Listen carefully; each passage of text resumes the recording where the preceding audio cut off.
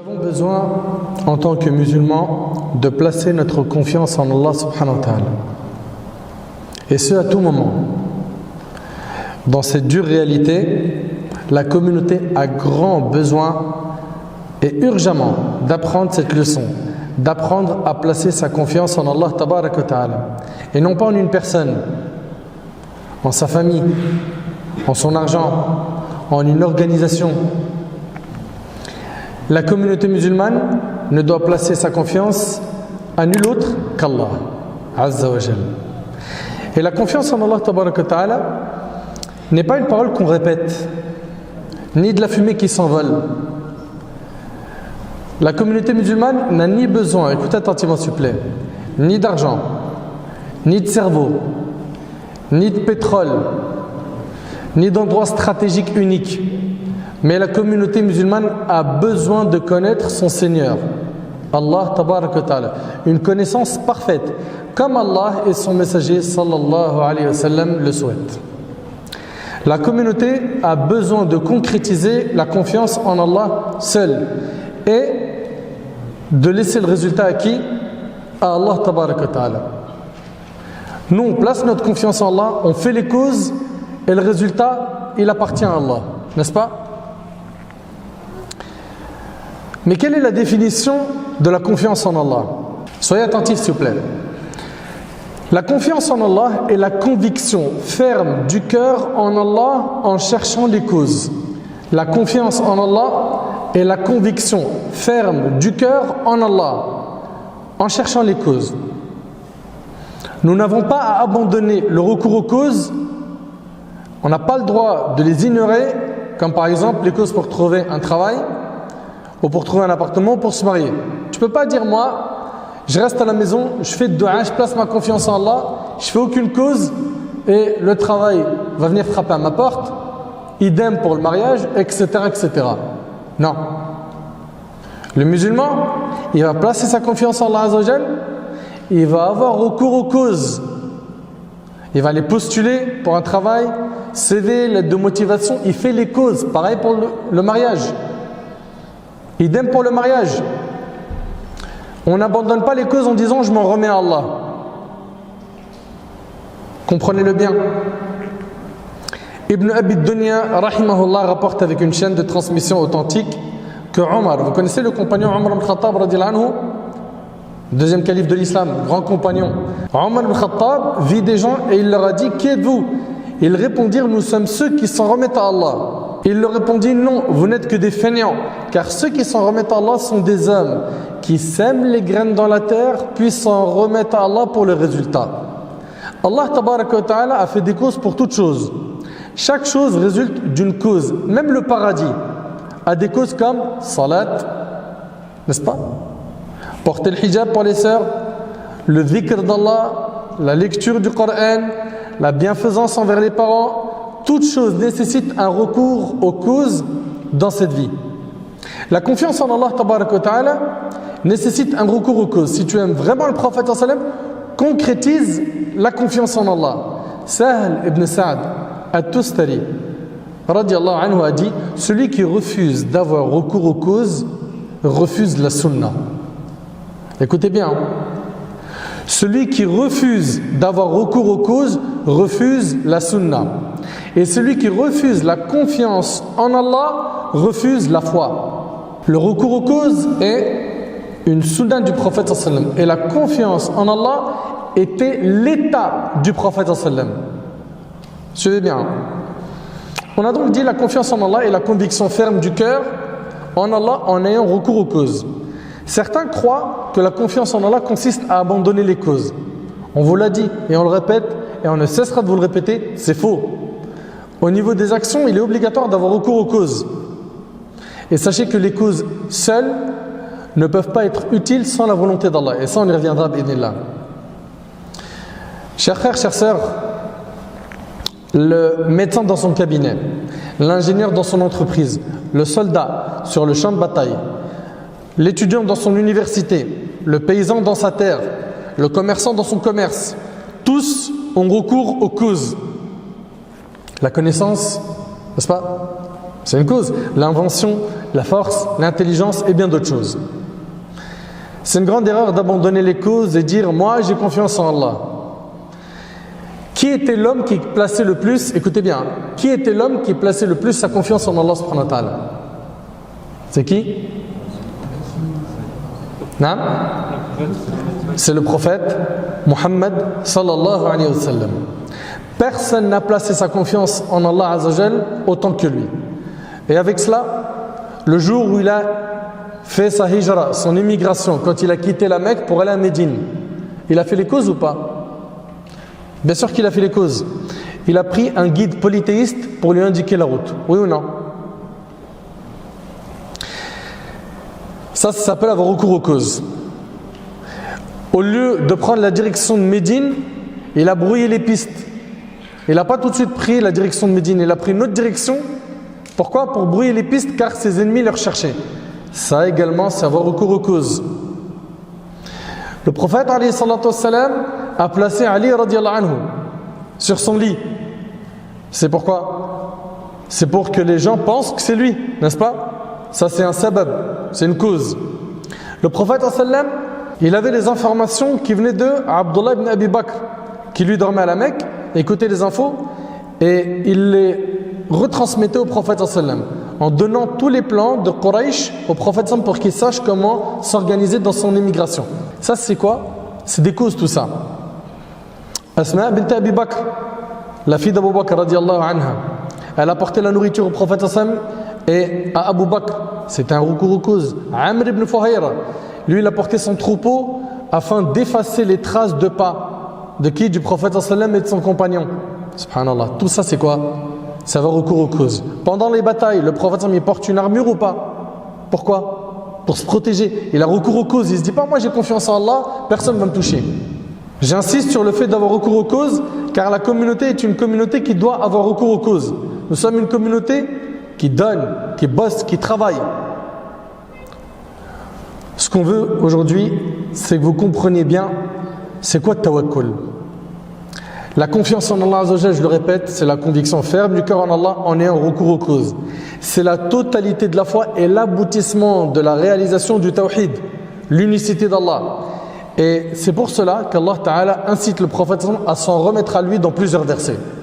Regardez combien de fois le prophète sallam, Allah Ta'ala dans le Coran, il va s'adresser à lui en lui demandant de s'en remettre qu'à lui, Azza wa Jal. Allah Ta'ala dit dans Sourate Al-Furqan, wa tawakkal 'ala al-hayy alladhi la yamut wa sabbih bihamdih. Et place ta confiance en le vivant qui ne meurt jamais. Et par sa louange, glorifie-le. C'est un ordre de la part d'Allah. Et place ta confiance en le vivant qui ne meurt jamais. Allah Tabaraka wa Ta'ala dit également au prophète sallam, fatawakkal 'ala Allah innaka 'ala al-haqqil mubin. Place donc ta confiance en Allah, car tu es de toute évidence dans la vérité claire. Allah Tabaraka wa Ta'ala dit au prophète sallam, fa idha azamta fatawakkal 'ala Allah. Puis une fois que tu t'es décidé, confie-toi donc à Allah. Mes frères et sœurs, sachez qu'Allah Tabaraka wa Ta'ala a fait l'éloge de ses prophètes, les prophètes au pluriel, qui ont concrétisé la confiance en Allah. Allah Ta'ala dit dans Sourate Ibrahim, وَمَا لَنَا أَلَّا نَتَوَكَّلْ عَلَى اللَّهِ وَقَدْ هَدَانَا سُبُلَنَا وَلَنَصْبِرَنَّ عَلَى مَا آذَيْتُمُونَا وَعَلَى اللَّهِ فَلْيَتَوَكَّلِ الْمُتَوَكِّلُونَ. Et qu'aurions-nous à ne pas placer notre confiance en Allah alors qu'il nous a guidés sur les sentiers que nous devions suivre? Nous endurerons sûrement la persécution que vous nous infligez. Et ceux qui ont confiance en Allah s'en remettent entièrement à lui. Allah Tabaraka wa Ta'ala a fait l'éloge des compagnons du prophète alayhi salatu wassalam dans Sourate Al-Imran. Allah Tabaraka wa Ta'ala dit الذين قال لهم الناس إن الناس قد جمعوا لكم فاخشوهم فزادهم إيمانا وقالوا حسبنا الله ونعم الوكيل فانقلبوا بنعمة من الله وفضل لم يمسسهم سوء واتبعوا رضوان الله والله ذو فضل عظيم إنما ذلكم الشيطان يخوف أولياءه فلا تخافوهم وخافوني إن كنتم مؤمنين. Écoutez attentivement s'il vous plaît, barakallahu fikum. Allah Ta'ala il dit, certes, ceux auxquels l'on disait, les gens se sont rassemblés contre vous. Craignez-les. Cela a augmenté leur foi. Et ils dirent, Allah nous suffit. et il est notre meilleur garant. Ils revinrent donc avec un bienfait de la part d'Allah et une grâce. Nul mal ne les toucha.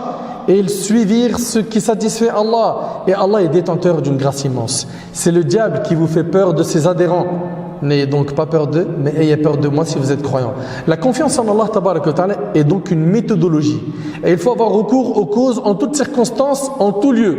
Et ensuite, avoir la conviction ferme du cœur en Allah. Ainsi, on pourra obtenir ce qu'on souhaite. Le musulman ne doit pas attacher son cœur aux causes, mais il doit attacher son cœur au Seigneur des causes. On en a beaucoup dans notre communauté qui, quand ils parlent, ils disent « c'est grâce à moi, c'est moi qui a fait, heureusement que j'étais là, c'est mon intelligence, c'est mes diplômes, c'est grâce à moi » et on se jette des fleurs. C'est grâce à toi quoi? Tout ce que tu possèdes aujourd'hui est grâce à Allah subhanahu wa ta'ala. On entend souvent ces erreurs dans nos discussions. C'est grâce à moi. C'est moi qui a fait. Ou bien parfois tu entends quoi? Écoute, j'ai fait tout ce que je pouvais faire. Le reste, Allah il le fait. Allah il fait le reste. Méditez. Hein? C'est-à-dire, toi, tu as fait le plus gros et Allah il fait le reste. On entend ça ou pas? C'est Allah Ta'ala qui fait tout. Ça, faut bien comprendre. Subhanallah. Le musulman sait pertinemment que si quelque chose est facilité, c'est par la volonté d'Allah. Et si quelque chose n'est pas facilité, c'est aussi par la volonté d'Allah. Allah Tabaraka wa Ta'ala, il nous dit Inna kulla shay'in khalaqnahu biqadar. Nous avons créé toute chose avec mesure. Le commandement est entre les mains d'Allah Tabaraka wa Ta'ala du début jusqu'à la fin. Il n'y a pas un animal, un poisson, une plante qui se trouve dans le besoin sans qu'Allah le sache. Cela veut dire qu'il savait tout ce qui allait se produire à l'avance. Il maîtrise tout ce qui se passe dans son royaume Azza wa Jal. Allah Tabaraka wa Ta'ala, il nous dit, écoutez bien. وعنده مفاتيح الغيب لا يعلمها إلا هو ويعلم ما في البر والبحر وما تسقط من ورقة إلا يعلمها ولا حبة في ظلمات الأرض ولا رطب ولا يابس إلا في كتاب مبين. C'est lui qui détient les clés de l'inconnaissable. Nul autre que lui ne les connaît. Et il connaît ce qui est dans la terre ferme comme dans la mer. Et pas une feuille ne tombe sans qu'il ne le sache. Allahu Akbar. Une feuille d'arbre qui tombe, Allah subhanahu wa ta'ala, il le sait. Et pas une graine dans les ténèbres de la terre, rien de frais ou de sec qui ne soit consigné dans un livre explicite. Ahbab al-Kiram, j'attire votre attention maintenant sur un hadith très important et je vous demande, Inch'Allah, de le méditer, de l'écouter avec les oreilles de votre cœur. Ce hadith-là, il est rapporté par l'imam Ahmad al-Tirmidhi ibn Majah. Dans le hadith de Omar ibn Khattab, ce hadith, il est rapporté avec une chaîne de transmission authentique d'après Omar ibn Khattab. Le prophète sallallahu a dit: si vous placiez votre confiance en Allah comme il le veut véritablement, il vous donnerait votre subsistance comme il la donne aux oiseaux. Ils partent le matin le ventre vide et rentrent le soir le ventre plein. Allahu Akbar. Les oiseaux, ils ont confiance en Allah. Ils partent le matin le ventre vide. L'oiseau, il a fait maths sup, il a des diplômes. Il a confiance en Allah, il sort le matin et Allah Ta'ala il fait que tous les jours il mange. Lui et ses petits. C'est impressionnant ou pas? Et si le prophète ensemble dit, si vous placez votre confiance en Allah comme il le veut véritablement, comme il le veut véritablement, attention, c'est pas des paroles, c'est concret par l'action. Un jour, tu vas te retrouver à chercher un emploi et peut-être tu seras éprouvé. Tu vas peut-être pas tout de suite décrocher cet emploi. Et un deuxième, et un troisième. Et il se peut que tu fasses quoi? Et il se peut que tu dises, bon, puisque j'ai pas le choix, je vais me tourner vers un emploi où il y a du haram. Parce que dans le halal, j'arrive pas. Toute personne qui place sa confiance en Allah, Allah tabaraka ta'ala ne l'abandonnera jamais. Ça, il faut bien le comprendre. Il se peut que tu sois éprouvé. Oui, Allah il va te tester pour voir le niveau d'amour que tu as pour lui, Azza wa Jal. Pour voir est-ce que tu es patient, est-ce que tu es prêt à sacrifier pour lui. Mais garde en tête qu'Allah ne t'abandonnera pas. Regardez, si vous placez votre confiance en Allah comme il le veut véritablement, il vous donnerait votre subsistance comme il la donne aux oiseaux. Ils partent le matin le ventre vide et rentrent le soir le ventre plein. Sachez que la subsistance n'est pas simplement l'argent. Beaucoup de gens pensent que la subsistance c'est quoi? L'argent. Quand tu dis rizq, ça veut dire argent pour lui. Non, le terme rizq, subsistance, est bien plus large que cela. Comme le dit Ibn al-Mandour dans les Lisan al-Arab, qui est une encyclopédie de référence, il dit la subsistance est tout ce dont a besoin tout être vivant dans cette vie matériellement et moralement. Je répète. Il dit la subsistance est tout ce dont a besoin tout être vivant dans cette vie matériellement et moralement. Sachez que la foi, avoir la foi, c'est un rizq. Ça veut dire que c'est Allah qui te l'a octroyé. L'amour du prophète sallam, c'est un rizq. Oui ou non? L'amour de la famille du prophète sallam, c'est un rizq. L'amour des compagnons du prophète sallam, c'est un rizq. C'est un cadeau de la part d'Allah qu'il a mis dans ton cœur. L'épouse pieuse est un rizq. L'époux pieux est un rizq.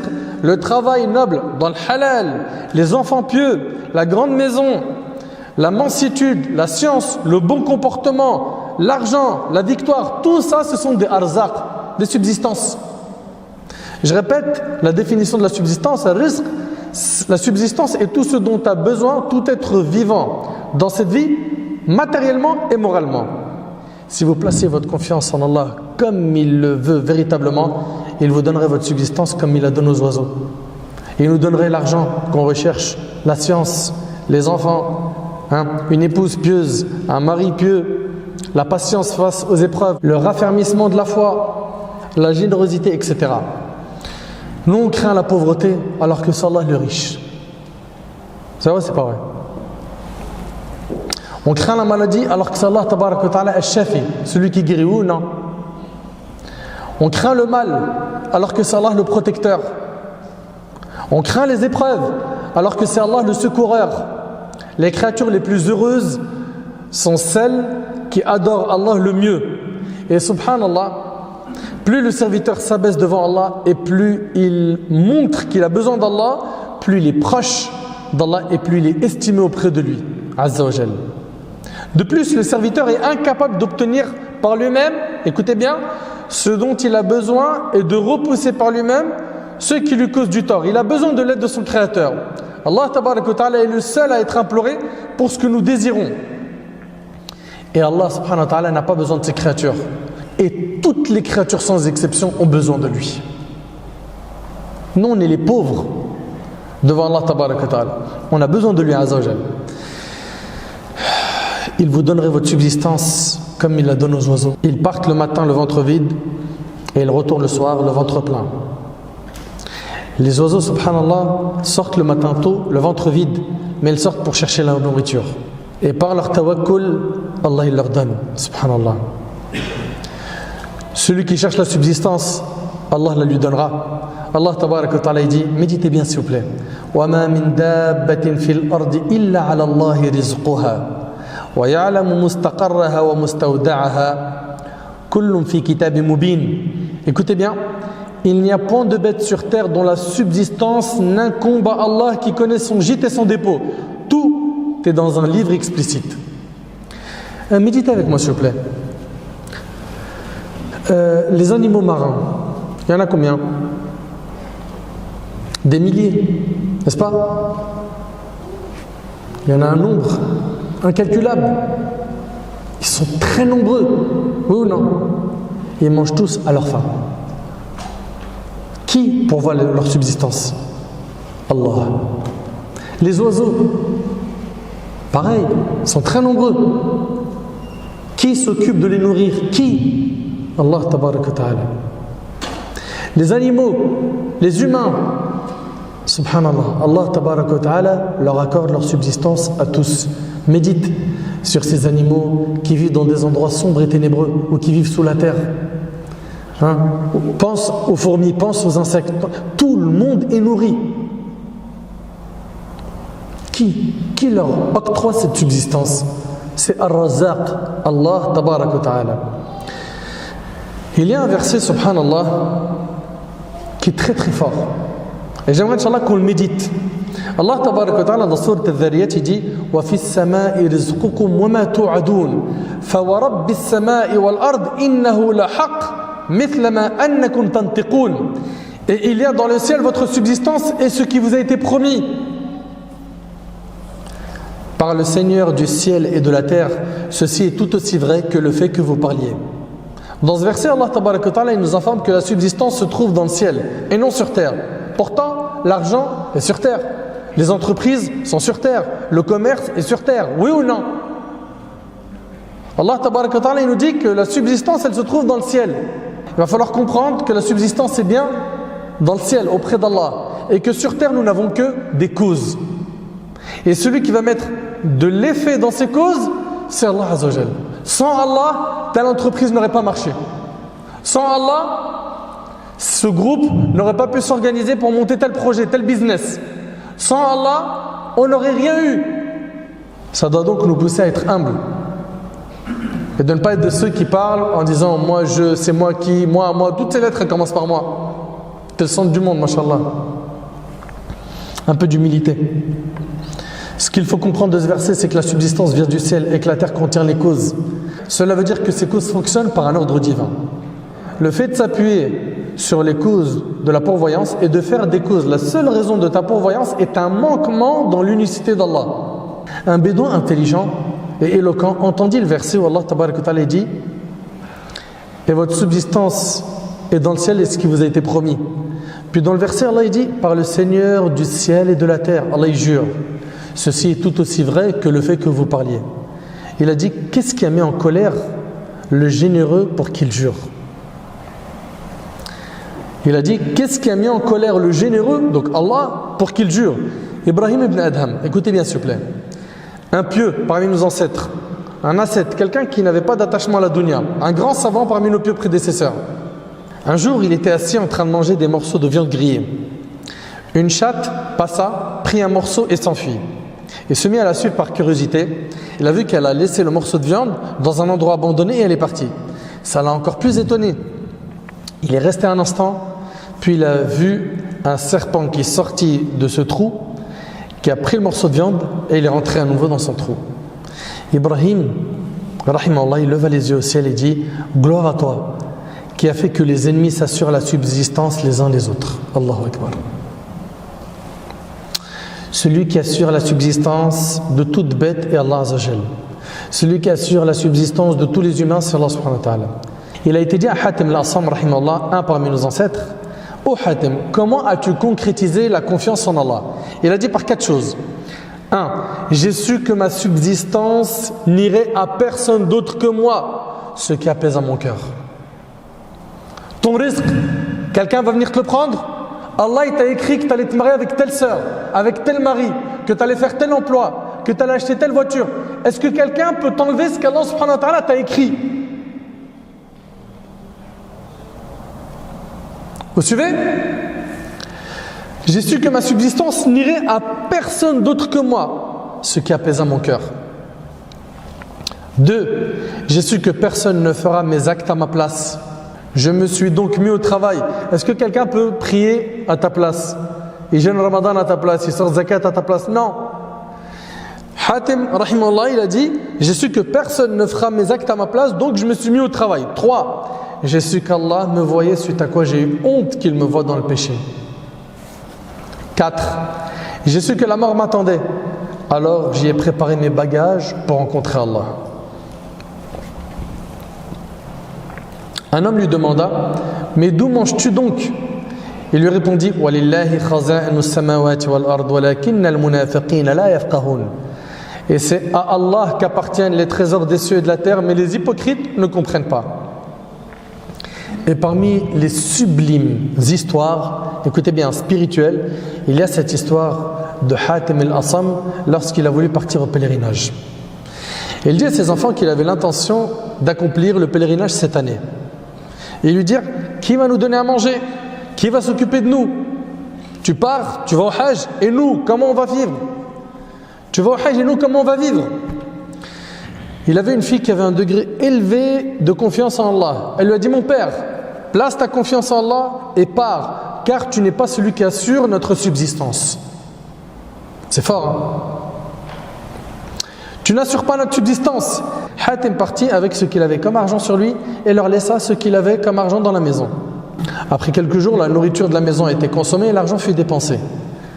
Et là, la famille s'est tournée vers qui pour blâmer? Vers la fille, justement. Ils sont partis voir la jeune fille. Alors maintenant, comment on va manger? Hein? Tu as été la cause, tu as dit à notre père de partir, comment on fait maintenant? Elle a invoqué Allah et elle a dit, oh Allah, tu nous as habitués à tes bienfaits. Ne nous prive pas de tes bienfaits. Elle avait confiance en Allah qu'Allah, il n'allait pas les abandonner. Leur père, il est au pèlerinage. Là, on parle de l'époque, hein, il n'y avait pas de téléphone, il n'y avait pas de... Ça, il est parti, il faut attendre qu'il revienne. Vous suivez?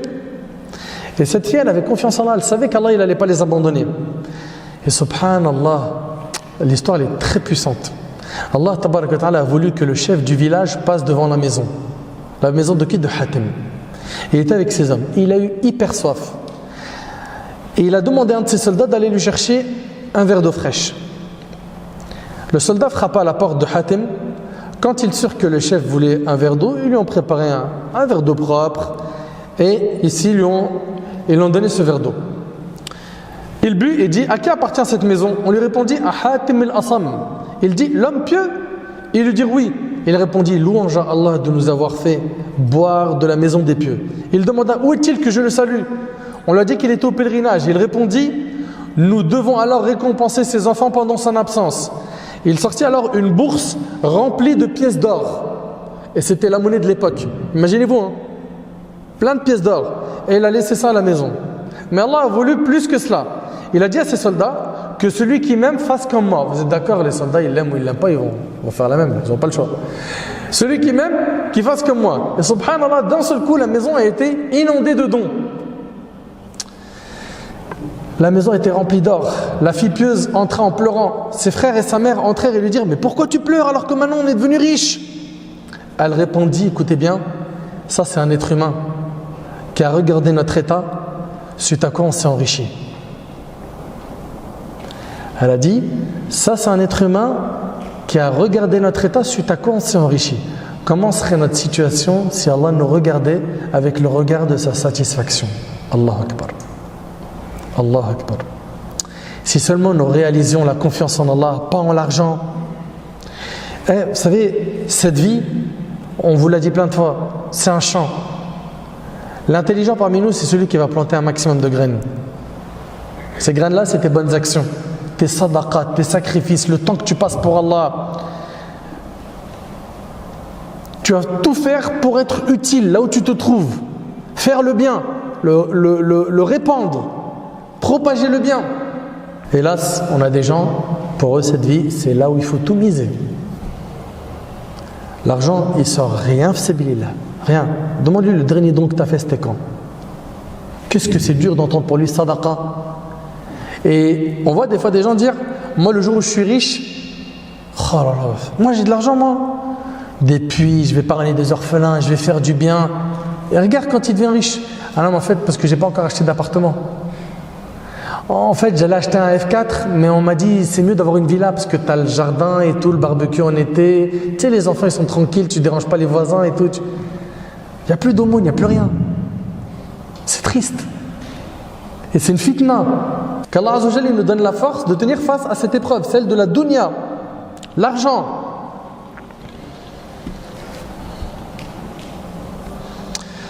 Je demande à quelqu'un de nous citer une seule bataille que la communauté musulmane a gagnée alors qu'elle surpassait l'ennemi en nombre ou en armement. Je parle ici dans la biographie du prophète sallam. Une bataille. Ouais? J'ai entendu? Qui a dit Hunayn? Barakallahu fik. Certains vont dire Hunayn.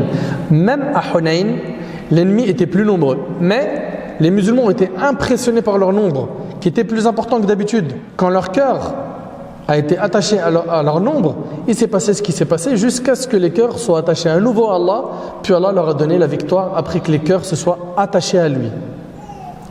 Je répète encore une fois, il faut se munir des causes puis s'en remettre à Allah tabarak wa ta'ala de manière confiante. Certains, ils attribuent leur réussite sociale à leurs compétences et ils oublient d'attribuer le bien à qui? À celui qui détient le bien. Et sachez que celui qui attribue sa réussite à Allah en étant reconnaissant, Allah lui rajoutera de ses biens, n'est-ce pas? Et lorsque votre Seigneur proclama, si vous êtes reconnaissant, très certainement j'augmenterai mes bienfaits pour vous. Tu dois comprendre la règle de conduite d'Allah dans l'univers. Ces règles sont immuables et ne se modifieront pas et ne ménageront personne, tant bien même ils prétendraient pouvoir les combattre. Il existe une grande différence entre le clairvoyant et le non-clairvoyant. Le croyant, lui, et le clairvoyant, il se munit des causes et s'en remet à celui qui provoque les causes, à savoir Allah tabarak wa ta'ala. Alors que le non-clairvoyant, qu'est-ce qu'il va faire? Il va s'en remettre à qui? À lui, à sa propre personne. Subhanallah. Allah tabarak wa ta'ala, il nous dit وَمَنْ يَتَوَكَّلْ عَلَى اللَّهِ فَهُوَ حَسْبُهُ. Et quiconque place sa confiance en Allah, Allah lui suffit. Allah lui suffit. Ça veut dire quoi? Ça veut dire qu'Allah s'occupera de son affaire. Celui qui se réfugie auprès d'Allah, Allah le secourra. Celui qui confie ses affaires à Allah, Allah pourvoira ses besoins. Mais celui qui place sa confiance en sa raison, s'égarera. Celui qui place sa confiance en son argent, s'affaiblira. Celui qui place sa confiance aux gens, s'avilira. Par contre, celui qui place sa confiance en Allah, ni ne s'égarera, ni ne s'affaiblira, ni ne s'avilira. Ahbab al-Kiram, je vous le dis, je le répète, personne n'a placé sa confiance en Allah comme il le faut et a été abandonné par Allah. Personne. Jamais Allah n'abandonne celui qui s'en remet à lui comme il le faut. Ahbab al-Kiram, entrons maintenant ensemble dans le jardin de ceux qui placent leur confiance en Allah pour voir que toute personne qui a placé sa confiance en Allah, Allah lui a suffi. Voyons ensemble toutes ces histoires qui sont des histoires riches en leçons, les histoires des prophètes que l'on connaît pour la plupart, mais qui sont le meilleur des rappels. Et n'oubliez pas, Allah Ta'ala en parlant des prophètes, il a dit voilà ceux dont Allah a guidé, suis donc leur voie. La voie de qui? Des prophètes. Notre prophète Nuh alayhi salam. Vous connaissez le prophète Nuh alayhi salam? Oui ou non? Il a placé sa confiance en Allah. Allah il lui a ordonné de construire une arche, n'est-ce pas? Allah Ta'ala il lui dit wasna'il fulka bi'ayunina wa wahyina, et construit l'arche sous nos yeux et d'après notre révélation. Nuh il s'exécute et il a construit l'arche sur le sable. Ses détracteurs lui ont demandé où est l'eau? Où est l'eau grâce à laquelle l'arche pourra voguer? Or Nuh a reçu l'ordre de son Seigneur de construire l'arche. Il l'a fait sans chercher à comprendre. Allah Azza wa Jalla nous dit wa yasna'ul fulk wa kullama marra alayhi mala'un min qawmihi sakhiru minhu qala in taskharu minna fa inna naskharu minkum kama taskharun fasawfa ta'lamuna man ya'tihi 'adhabun yukhzihi wa yahillu alayhi 'adhabun muqim. Et il construit l'arche. Et chaque fois que des notables de son peuple passaient près de lui, il se moquait de lui. Il dit, si vous vous moquez de nous, eh bien, nous nous moquerons de vous comme vous vous moquez de nous. Et vous saurez bientôt à qui viendra un châtiment qui l'humiliera et sur qui s'abattra un châtiment durable. Lorsque l'heure arriva et que c'est devenu sérieux, Nuh s'est réfugié auprès d'Allah. Subhanallah, il n'y avait pas d'eau. Il n'y avait pas d'eau. Mais il a fait les causes qu'on lui a ordonnées. Il n'a pas posé de questions sur les conséquences. Pareil pour toi. Tu reçois un ordre de la part d'Allah, aie confiance en Allah. Mon frère ainsi que toi, ma soeur, aie confiance en Allah. Sache que tout le bien est dans ce qu'Allah t'a ordonné. Et tout le mal est dans quoi? Dans la chose qu'Allah Ta'ala il t'a rendue interdite. C'est-à-dire, ne fais pas la chose qui t'a interdit afin de quoi? De te préserver. Ensuite, Allah Tabarak wa Ta'ala nous dit que Nuh a fait une dua. Fada'a rabbahu anni maghlubun fantasir. Il invoqua donc son Seigneur, moi je suis vaincu. Fais donc triompher ta cause. Il a dit Allah, je suis vaincu. Fais triompher ta cause. Le résultat. ففتحنا أبواب السماء بماء منهمر وفجرنا الأرض عيونا فالتقى الماء على أمر قد قدر وحملناه على ذات ألواح ودسر تجري بأعيننا. Nous ouvrîmes alors les portes du ciel. Regardez, subhanallah, l'éloquence coranique. Allah ne dit pas on a fait descendre la pluie. Allah Azza wa Jalla dit, nous ouvrîmes alors les portes du ciel, pas une porte mais les portes, à une eau torrentielle, et fîmes jaillir la terre en source, c'est-à-dire de l'eau qui sort de la terre et qui descend du ciel. Les eaux se rencontrèrent d'après un ordre qui était déjà décrété dans une chose faite, et nous le portâmes sur un objet fait de planches et de clous. C'est quoi? L'arche, voguant sous nos yeux. Subhanallah. Il faut pour cela la taqwa, la crainte d'Allah et la confiance en Allah. Munis-toi des causes dans la limite de tes possibilités, de ton potentiel. Remets-en toi à Allah pour le résultat. Allah Ta'ala dit وَمَنْ يَتَوَكَّلْ عَلَى اللَّهِ فَهُوَ حَسْبُهُ. Et quiconque place sa confiance en Allah, Allah lui suffit. Parmi ceux qui ont connu la confiance en Allah, at-tawakkul, le prophète Ibrahim alayhi salatu wassalam, l'ami intime d'Allah. Comme vous le savez, Ibrahim alayhi salam, il a cassé les statues. Et ensuite, son peuple rentre, ce jour de fête, il rentre, il voit toutes les statues cassées, il y a une hache dans la main de la plus grande statue, qui a fait ça? Ils mènent leur enquête et ils décident de punir Ibrahim alayhi salam. Ils vont donc le mettre sur une catapulte, les mains ligotées, et ils vont allumer un immense feu pour le brûler. Et à ce moment-là, essayez d'imaginer, Jibril alayhi salam, l'ange Gabriel, subhanallah, il vient voir le prophète Ibrahim, il lui dit, as-tu besoin de quelque chose? Il lui dit, Allah nous suffit et quel bon défenseur, j'ai besoin que d'Allah. T'imagines, toi, tu es dans la même épreuve et un ange il vient et dit, est-ce que tu as besoin de mon aide? Ibn Abbas radiyallahu anhu a dit, Allah nous suffit et quel bon défenseur. C'est la formule prononcée par Ibrahim quand on le jeta au feu. Elle a été de même prononcée par Muhammad sallallahu alayhi wa sallam quand on lui dit, les gens ont mobilisé des masses contre vous, craignez-les. Cela augmente à leur foi et ils dirent, Allah nous suffit et quel bon défenseur. Rapporté par le Bukhari. Apprenez donc à dire, Hasbunallah wa ni'mal wakil. Comme vous le savez, Ibrahim alayhi salam, il a placé sa confiance en Allah avant d'être jeté dans le feu. Suite à quoi? Il n'a pas été brûlé. Par la loi physique, le feu brûle, n'est-ce pas? Allah a créé le feu et lui a donné cette propriété. Jette quelque chose dans le feu, tu verras qu'il va brûler, oui ou non? Existe-t-il un feu qui ne brûle pas? Non. Et ici, Allah tabaraka wa ta'ala a fait que notre prophète Ibrahim alayhi salam n'a pas brûlé dans ce feu. Allah Ta'ala dit Qulna ya nar kuni bardan wa salaman ala Ibrahim. Nous dîmes au feu, soit pour Ibrahim, écoutez bien, une fraîcheur salutaire.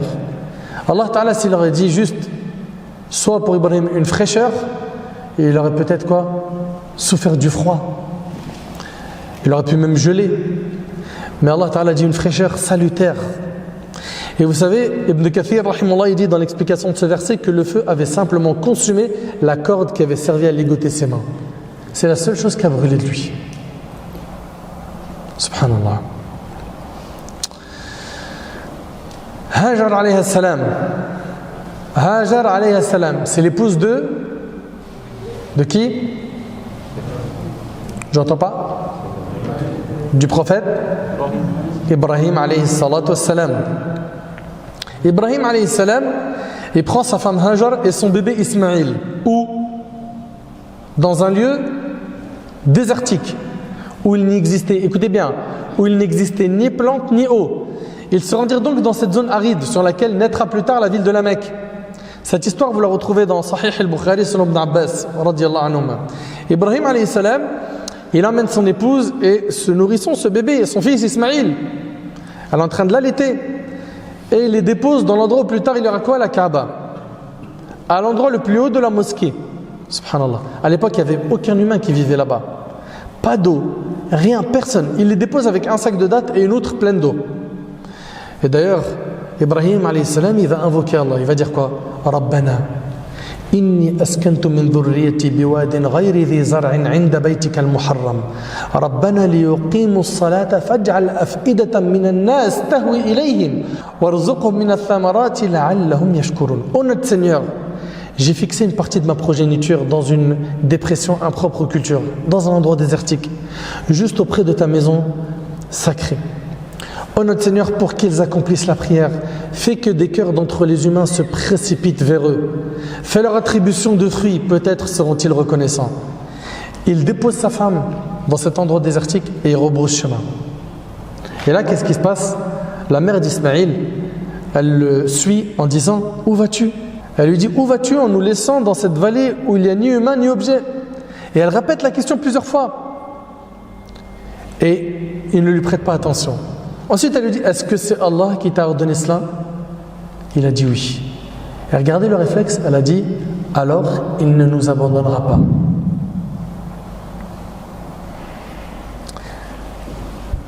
Vous êtes d'accord que le niveau de confiance en Allah qu'elle a, il est très puissant, oui ou non? Elle est dans le désert avec un nourrisson. Il n'y a personne, il n'y a pas un humain, il n'y a rien. Pas une construction, rien. Elle place sa confiance en Allah. Elle part avec son bébé dans cet endroit. Elle va rester dans cet endroit avec son bébé. Et à un moment donné, vous savez tous ce qui va se passer. Elle va commencer à chercher de l'eau. Et de là va jaillir la source de Zamzam. Et quand il y a de l'eau dans un endroit, les oiseaux généralement se réunissent dans ce périmètre. Et la tribu de Jurhum, en passant par là, elle va dire ici, il y a un indicateur qui prouve quoi? Qu'il y a de l'eau. Et d'un seul coup, il va y avoir cette tribu qui va s'installer autour d'elle et la vie va naître dans cette ville. Cette ville va par la suite devenir peuplée de gens. Subhanallah. Ça, c'est une épreuve qu'il a réussi, Ibrahim alayhi salam. Le temps passe et Ibrahim alayhi salam, il retrouve son fils Ismaïl plus tard. Et après, il se voit en rêve en train de faire quoi? De l'égorger. Inni ra'aytu fil manam anni adbahuk. Il dit à son fils, j'ai vu un rêve que j'étais en train de t'égorger. Qu'est-ce qu'il lui dit? Ya abati if'al ma tu'mar satajiduni insha'Allah min as-sabirin. Au père, mon cher père, fais ce qui t'a été ordonné. Tu me trouveras, si Allah le veut, parmi le nombre des quoi? Des endurants. Subhanallah. Lui, il a confiance en Allah. Sa mère, elle a confiance en Allah. Ibrahim, alayhi salam, le père, a confiance en Allah. Remarquez qu'à chaque fois qu'Ibrahim, alayhi salam, il a eu le choix entre Allah et quelque chose, il a toujours choisi Allah. Entre Allah et son peuple, il a choisi Allah. Entre Allah et son père, Azar, celui qui fabriquait les statues, il a choisi Allah. Entre Allah et son épouse, entre Allah et son fils, à chaque fois qu'il a été mis à l'épreuve, il a toujours choisi Allah. Et c'est comme ça que tu seras un gagnant, en choisissant tout le temps Allah. Dans chaque affaire, fais ce qu'Allah ta'ala t'a demandé de faire.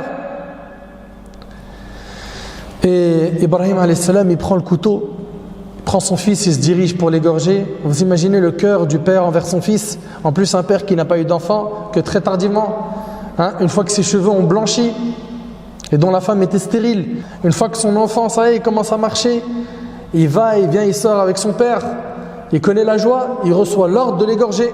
Une épreuve difficile, mais il l'a réussi. Et qu'est-ce qu'Allah tabaraka wa ta'ala a fait? Allah tabaraka wa ta'ala dit وَفَدَيْنَاهُ بِذِبْحٍ عَظِيمٍ, et nous le rançonnâmes d'une immolation généreuse. Cette confiance en Allah solide qu'a eu Ibrahim alayhi salam, ainsi que son fils Ismaïl, a fait qu'Allah ta'ala a fait descendre un mouton du paradis afin qu'il soit égorgé à la place d'Ismaïl. Le prophète Yaqub alayhi salam et ses fils, vous connaissez son histoire? Le prophète Yaqub alayhi salam et ses fils. Lorsque Yaqub alayhi salam a été informé que son fils a été dévoré par un loup, son fils qui? Yusuf. Qui a dit qu'il a été dévoré par un loup? Ses frères, n'est-ce pas? Pourquoi? Ils étaient jaloux de lui. Très bien.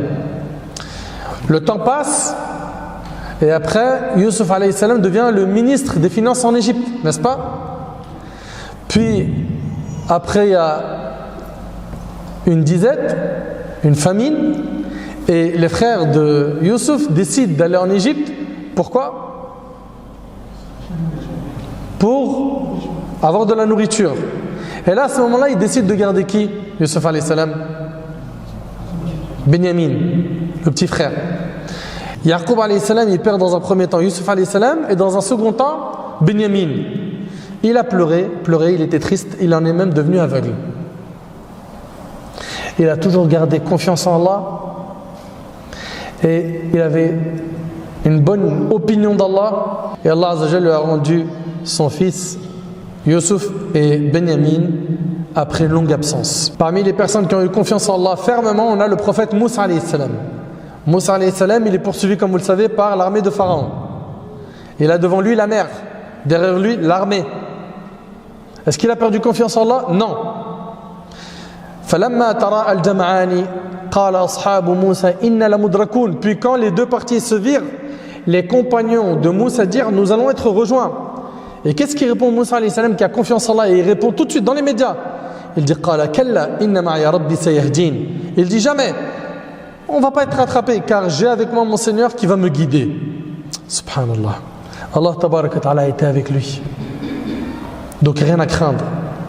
Si on concrétise la confiance en Allah comme il se doit, on n'aura peur de personne à part Allah.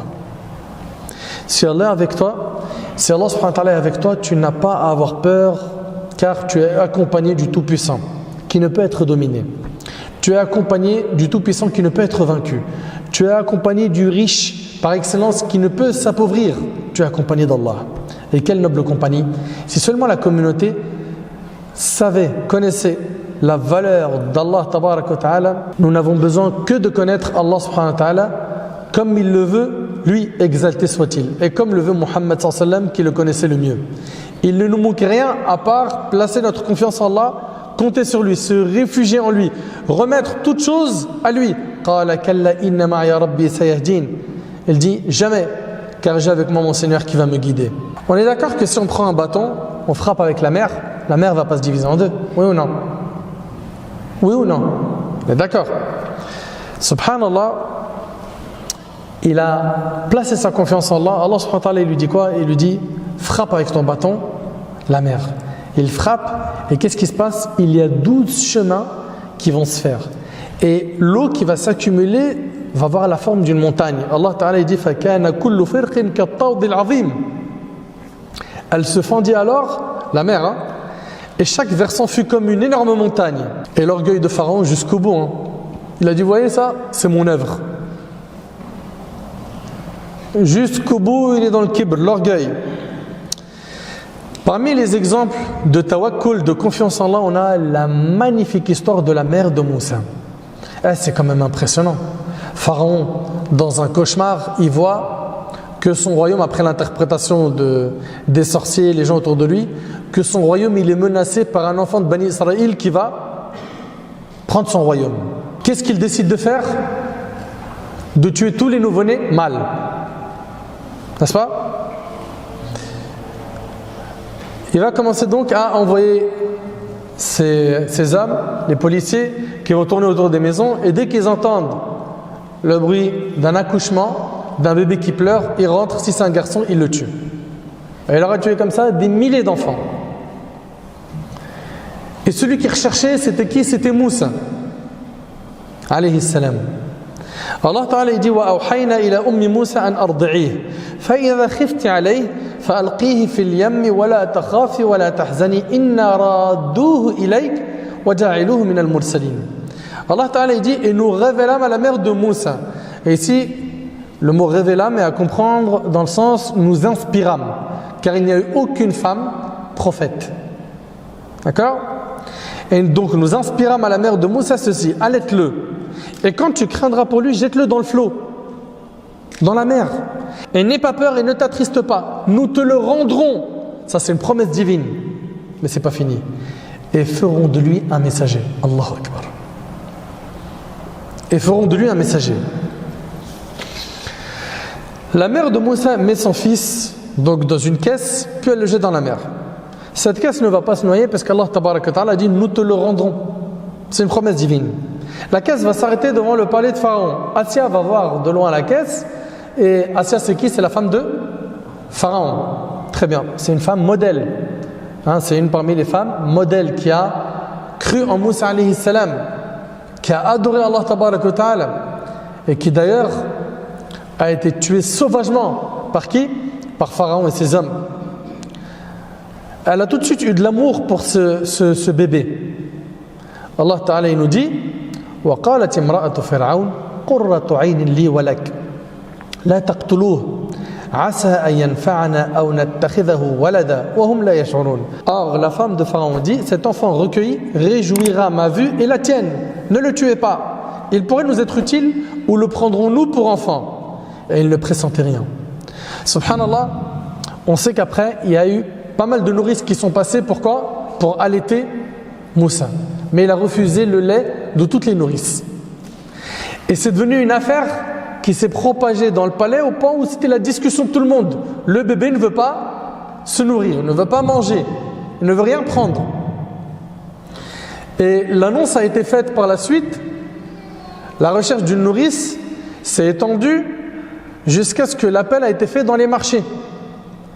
Et là, c'est la sœur de Moussa qui, en passant devant un marché, entend cette information. Elle le rapporte donc à sa mère.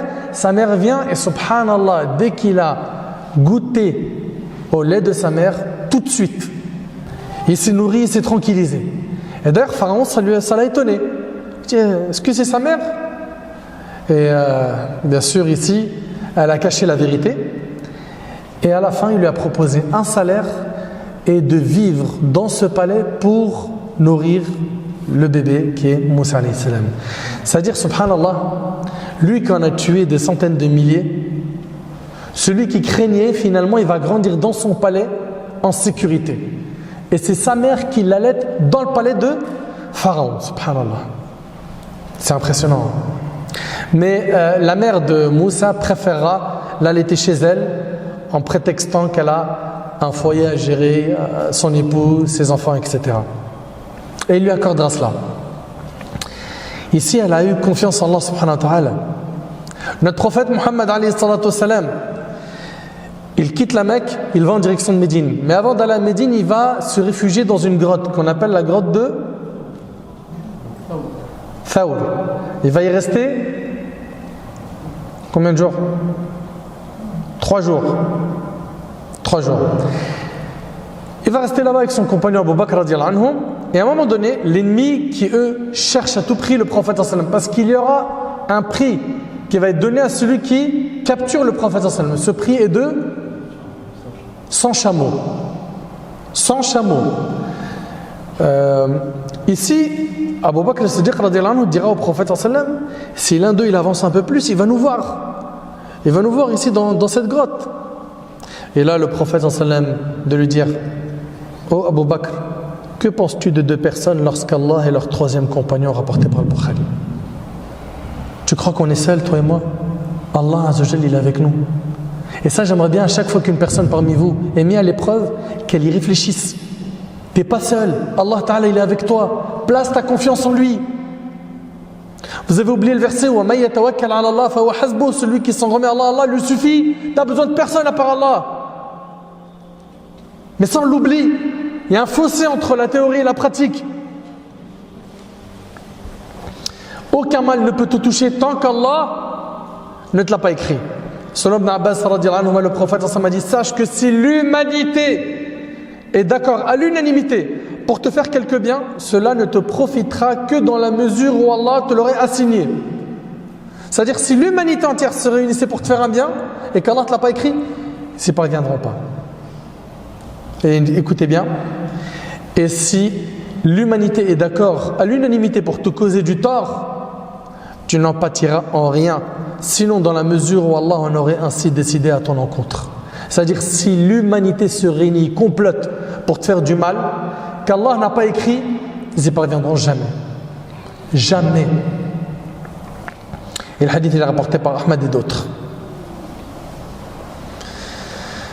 Zayd ibn Aslam a rapporté de son père qui a dit, j'ai entendu Omar ibn Khattab dire, le messager d'Allah sallallahu alayhi wa sallam a ordonné de donner l'aumône. Et il se trouvait que j'avais une somme d'argent. Alors je me suis dit, aujourd'hui je ferai mieux qu'Abu Bakr.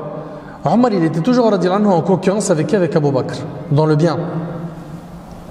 Il a dit, aujourd'hui je ferai mieux qu'Abu Bakr, si j'arrive un jour à rivaliser avec lui. Il a fait don de la moitié de sa richesse. Ça c'est Omar al-Khattab, la moitié de sa richesse en don. Le prophète sallam m'a demandé, il demande à Omar, qu'as-tu laissé pour ta famille? Il a dit, j'ai laissé l'équivalent de ce que j'ai donné. Mais Abu Bakr avait apporté toute sa richesse. Et le messager d'Allah sallallahu alayhi wa sallam lui a demandé: qu'as-tu laissé pour ta famille? Il a répondu: je lui ai laissé Allah et son messager. C'est le plus beau cadeau que tu peux laisser à ton enfant, une éducation islamique. Omar a dit, Omar par la suite il a dit: je ne rivaliserai plus jamais avec toi en quoi que ce soit. Je rivaliserai plus avec toi, ya Abu Bakr. Et certains vont dire: ouais mais akhi, ça c'est les prophètes, ça c'est les compagnons. Nous on vit à une époque différente, akhi. Nous on n'est ni prophète ni compagnon. Eh bien écoutez avec moi ces deux histoires contemporaines. Ici, subhanallah, il s'agit d'un parmi les musulmans qui a été fortement éprouvé par une maladie au cœur. Et je demande à Allah subhanahu wa ta'ala par l'occasion de guérir tous les malades musulmans. Il a décidé de se rendre à Londres pour se soigner. Les médecins ont décrété qu'il fallait recourir à une opération chirurgicale afin d'élargir un des ventricules. Ce frère, qui est un enseignant à l'université, a juré qu'avant son départ pour Londres, il était assis avec un ami et en face de lui se trouvait un boucher qui vendait de la viande. Et il y avait une vieille dame qui a attiré son regard. Elle ramassait tout ce qui tombait par terre, de la boucherie. Gras, viande, os. Son cœur s'est attendri. Il s'est dirigé vers cette vieille dame et lui a demandé: mais qu'est-ce que tu es en train de faire? Elle lui a dit: j'ai 6 filles et on n'a pas mangé de viande depuis 1 mois. Il a été ému, ça lui a fait verser des larmes. Il lui a dit: qu'est-ce que tu veux? Elle lui a dit: je veux juste 500 grammes de viande, c'est tout. Le frère a demandé au boucher de lui servir 2 kilos de viande et de lui servir 2 kilos de viande par semaine. Et il a payé l'équivalent d'une année. C'est quelque chose, hein? Ou non? Cette vieille dame a commencé à pleurer, à lever les mains au ciel en invoquant Allah en faveur de cet homme. Et vous connaissez la beauté et la saveur des invocations naturelles de nos mamans. Des invocations qui déchirent le cœur. Le frère a donc pleuré. Puis, il retourne discuter avec son ami et en retournant chez lui, il se sent bien, il se sent heureux, il se sent léger. Et quand on fait du bien, généralement, ça nous procure de la joie, oui ou non? Il a senti une force dans son corps. Il frappe à la porte, sa fille étudiante à l'université lui a ouvert et elle a tout de suite remarqué un changement, que son père, il dirait qu'il allait mieux. Il lui a raconté toute l'histoire, sa fille a pleuré puis a invoqué Allah en ces termes: oh Allah, rends-nous heureux par la guérison de notre père comme tu as rendu heureuse cette mère et ses filles. Puis Allah subhanahu wa ta'ala a répondu à l'invocation. Subhanallah. 2-3 jours après, tout a changé. Il ressent de la force, de l'énergie, mais la famille insiste. Pourquoi? Pour qu'il se rende à Londres et qu'il subisse l'opération. À ce moment-là, il a commencé à pleurer. Il a commencé à pleurer, mais c'était vraiment fort, comme s'il n'avait jamais pleuré de sa vie auparavant. Et il arrive à l'hôpital à Londres. Les médecins, ils sont stupéfaits. Ils lui demandèrent: qu'as-tu fait pendant cette absence? Les radiographies ne décèlent rien d'anormal. Allahu Akbar. Tout est rentré dans l'ordre. L'opération n'est plus à l'ordre du jour. Il a commencé à pleurer. Et il a dit: j'ai commercé avec Allah et Allah m'a guéri. J'ai commercé avec Allah et Allah m'a guéri. Allah Ta'ala dit: وَمَن يَتَوَكَّلْ عَلَى اللَّهِ فَهُوَ حَسْبُهُ. Et quiconque place sa confiance en Allah, Allah lui suffit. Subhanallah. Une autre histoire, c'est l'histoire de cette sœur dont le mari s'est absenté. Elle était pauvre. Elle avait une fille qui est tombée malade pendant une nuit. Maladie ordinaire avec fièvre. Elle n'avait pas de médicaments et elle n'avait pas mangé la veille. La mère a décidé en guise de remède de prier 2 rak'at et d'invoquer Allah afin qu'il la guérisse. Elle n'a pas d'argent, elle n'a rien. À 2h du matin, elle entend quelqu'un qui frappe à la porte. La maman, elle est étonnée. Elle raconte que son père, donc la mère de la fille malade, son papa, donc le grand-père en fait de la fille, il se précipite vers la porte et qui est là? C'est le docteur, le médecin. Médecin à 2h du matin, qui l'a ramené ce médecin? Donc il ouvre la porte, la mère de la fille se tient derrière son papa. Le médecin demande où est la patiente. Ils le font entrer, il ausculte la malade, il écrit l'ordonnance, puis après avoir terminé, il exige le paiement de la facture, de la consultation. Mais la mère répond qu'elle n'a pas les moyens de payer. Et là, le médecin, il se met en colère, il lui reproche son manque de pudeur. Tu m'appelles à une heure tardive, tu m'as fait déplacer, tu n'as pas les moyens de payer, est-ce que c'est sérieux, etc. Il la blâme. Et la mère, elle est étonnée. Elle lui dit, mais comment j'aurais pu te contacter? J'ai pas de téléphone chez moi. J'ai pas de téléphone chez moi. Le docteur, il se calme un peu. Le docteur, il lui demande, cet appartement n'est-il pas celui de la famille Intel? Et la femme lui dit non. La famille Intel, c'est l'appartement juste à côté d'une autre. En fait, qu'est-ce qui s'est passé? Le médecin, il s'est trompé. Allah subhanahu wa ta'ala, il a fait qu'il s'est trompé de porte. Allahu Akbar. C'est impressionnant. Subhanallah. C'est ce qui s'est passé. Le docteur lui a dit, Wallahi, Allah m'a envoyé pour toi. Raconte-moi ton histoire. Elle lui a expliqué qu'elle vivait dans des conditions difficiles. Suite à quoi le médecin, après avoir écouté tout cela, il a dit, bouge pas, je m'en occupe. Il est parti chercher les médicaments, de la nourriture et il lui a assuré un salaire mensuel jusqu'au retour du mari. Et quiconque place sa confiance en Allah, Allah lui suffit. Mes chers frères, mes chères sœurs, il faut se munir des causes et placer sa confiance en Allah. Vous allez rencontrer des défis dans votre vie. Peut-être par votre islamité, vous allez peut-être voir des portes qui ne seront pas tout de suite ouvertes ou qui seront fermées d'un coup. Placez votre confiance en Allah. Sachez que Ar-Razzaq, c'est Allah. Celui qui accorde la subsistance, c'est Allah. Celui qui est capable de tout, c'est Allah. Celui qui connaît bien ta situation, c'est Allah. S'il t'a donné, c'est par sagesse, par hikmah de sa part. S'il ne t'a pas donné tout de suite, pareil, il y a une sagesse derrière. Place ta confiance en Allah. Il nous faut nous réformer et abandonner le mauvais comportement qu'on a envers notre Seigneur Azza wa Jal. Et surtout, ces adorations qui émanent du cœur, at-tawakkul, al-yaqin, la confiance, la certitude, la sincérité, la piété, tout ce qui vient du cœur, il faut le réformer. Et c'est le plus dur. C'est le plus dur, c'est un gros travail. Pour terminer, je clôture ma conférence en vous disant que l'on doit garder espoir en Allah subhanahu wa ta'ala. Parce qu'Allah tabaraka wa ta'ala, il est proche des pieux, proche de ceux qui l'invoquent avec sincérité. Mais attention, l'espoir s'il n'est pas accompagné d'action et vain, c'est l'espoir des menteurs et des désœuvrés. Il faut retourner à la foi et à la compréhension de nos ancêtres, nos pieux prédécesseurs, afin de porter le flambeau qui permettra d'éclairer le chemin et d'illuminer à nouveau notre vie. J'implore Allah tabaraka wa ta'ala de m'accorder ainsi que vous une confiance en Allah véritable et concrète. J'implore Allah tabaraka wa ta'ala de vous récompenser pour l'écoute attentive.